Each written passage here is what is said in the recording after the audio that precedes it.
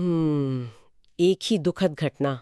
मतलब एक तरफ एक देश का मेडिकल विज्ञान कह रहा है कि ये सिर्फ एक दुर्घटना है। हाँ, और दूसरी तरफ दूसरे देश की पुलिस इसे सीधी और स्पष्ट हत्या मानकर मुकदमा चला रही है। बिल्कुल। आज की इस गहन चर्चा में हम असम के मशहूर गायक जुबीन गर्ग की मृत्यु के मामले पर बात कर रहे हैं। हमारे पास सिंगापुर के कोरोनर की आधिकारिक मेडिकल रिपोर्ट और असम पुलिस के बयान दोनों मौजूद हैं, जिनका हम निष्पक्ष रूप से विश्लेषण करेंगे। ये विरोधाभास समझना बहुत जरूरी है। देखिए, 52 वर्षीय जुबीन गर्ग कोई आम व्यक्ति नहीं थे। हाँ, वो एक बहुत बड़े सांस्कृतिक प्रतीक थे। वही तो, मतलब उन्होंने 33 सालों तक 40 से अधिक भाषाओं में गाने गाए। तो जब ऐसे किसी दिग्गज की अचानक मृत्यु होती है ना, तो लाखों प्रशंसकों को गहरा धक्का लगता है और सच्चाई की तलाश कई दिशाओं में भटक जाती है। सही कहा। घटना 19 सितंबर की है। सिंगापुर में एक कार्यक्रम से ठीक एक दिन पहले एक यॉट से समंदर में तैरते समय डूबने से उनकी मृत्यु हो गई। तो आइए इसे विस्तार से समझते हैं। या जो बात सबसे अधिक रोचक है वो ये है कि सिंगापुर के कोरोनर, यानी वो अधिकारी जो अप्राकृतिक मौतों की जांच करते हैं, एडम नाखोदा की रिपोर्ट एकदम स्पष्ट है। हाँ, मैंने भी देखा। रिपोर्ट में किसी भी तरह की साजिश से साफ इनकार किया गया है। बिल्कुल। फॉरेंसिक सबूत बहुत बारीकी से बताते हैं कि असल में हुआ क्या था। मौत का कारण लापरवाही की एक श्रृंखला थी। मतलब उनके खून में शराब की मात्रा ड्राइविंग लिमिट से 4 गुना ज्यादा थी। बाप रे, 4 गुना। हाँ, विज्ञान स्पष्ट करता है कि नशे की इस हालत में इंसान के फैसले लेने की क्षमता लगभग खत्म हो जाती है। और सबसे घातक कदम यह था कि उन्होंने लाइफ जैकेट उतार दी थी। बिल्कुल, दूसरी बार गहरे पानी में उतरते समय उन्होंने अपनी सुरक्षा जैकेट उतार दी थी। ओह, लेकिन क्या बचाव में कोई देरी हुई थी? अक्सर ऐसे मामलों में ये सवाल उठता है कि किसी ने उन्हें बचाया क्यों नहीं, या कोई साजिश तो नहीं थी। रिपोर्ट इसी संदेह को खत्म करती है। बचाव में कोई देरी नहीं हुई थी। जैसे ही वो पानी में अचेत हुए, यॉट पर मौजूद लोगों ने तुरंत उन्हें बाहर निकाला और प्राथमिक उपचार दिया। तो मतलब मेडिकल नजरिए से देखें तो क्या और कैसे का पूरा क्रम बिना किसी संदेह के स्थापित हो चुका है। हाँ, एकदम। सिंगापुर ने इस घटना को लापरवाही मानकर फाइल बंद कर दी है। तो यहाँ बात और भी दिलचस्प हो जाती है। जब एक देश की टीम इसे दुर्घटना मान रही है, तो अचानक असम में हत्या के आरोप में 7 लोग कैसे गिरफ्तार हो गए? यही तो सबसे बड़ा विरोधाभास है इस पूरी कहानी का।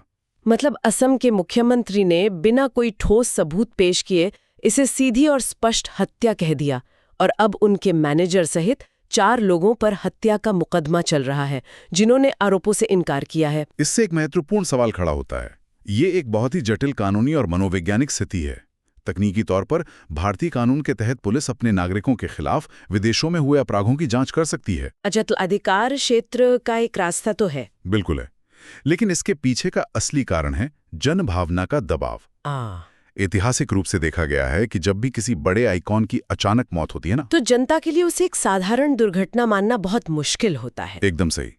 लोग ये स्वीकार नहीं कर पाते। तो क्या आप कह रहे हैं कि ये पूरी पुलिस कार्रवाई और नई जांच उस भारी जन आक्रोश को शांत करने का एक साधन बन जाती है? हाँ, कई बार प्रशासन इस तरह की कानूनी प्रक्रिया का इस्तेमाल जनता के दुख के लिए एक भावनात्मक निकास या कथारसिस के रूप में करता है। और श्रोताओं को ये याद दिलाना जरूरी है कि हम यहाँ किसी भी पक्ष को सही या गलत नहीं ठहरा रहे। बिल्कुल, हमारा उद्देश्य सिर्फ तथ्यों को सामने रखना है। हाँ, हम बस इस तंत्र को समझ रहे हैं। एक स्पष्ट मेडिकल रिपोर्ट होने के बावजूद राजनीतिक और सामाजिक दबाव एक बिल्कुल नई जांच को जन्म दे सकता है। ये बहुत गहरी बात है। ये दिखाता है कि कैसे सार्वजनिक दबाव और राजनीतिक बयानबाजी एक अंतर्राष्ट्रीय फोरेंसिक रिपोर्ट के समानांतर एक बिल्कुल नई सच्चाई गढ़ सकती है। एकदम। मतलब सबूतों पर आधारित विज्ञान एक तरफ है और जनता का वो भारी शोक दूसरी तरफ, जो ये मानने को तैयार ही नहीं है कि इतने बड़े कलाकार का अंत इतनी छोटी सी गलती से हो सकता है। और जब प्रशासन जनभावना के साथ खड़ा हो जाता है ना, तो फोरेंसिक तथ्य अक्सर उन भावनाओं के शोर में दब जाते हैं। तो इस सब का क्या मतलब है? ये केवल एक गायक की मृत्यु की खबर नहीं है। नहीं, ये फोरेंसिक जांच बनाम भावनात्मक और राजनीतिक दावों के बीच का एक बहुत बड़ा टकराव है। बिल्कुल। तो अंत में एक सवाल जो हमें खुद से पूछना चाहिए, जब किसी अंतर्राष्ट्रीय हस्ती की मृत्यु पर 2 देशों की व्यवस्थाएं बिल्कुल अलग आधिकारिक सच पेश करती हैं, मतलब एक जगह दुर्घटना और दूसरी जगह हत्या का ट्रायल, तो भविष्य में ऐसे मामलों में न्याय की कोई एक वैश्विक और निष्पक्ष परिभाषा कैसे तय की जा सकती है? ये सच में एक सोचने वाली बात है। क्या न्याय का मतलब सिर्फ स्थापित फोरेंसिक सच है, या फिर वो सच जिसे मानकर एक दुखी समाज को शांति मिले? ये एक ऐसा विचार है जिस पर गहराई से सोचने की जरूरत है।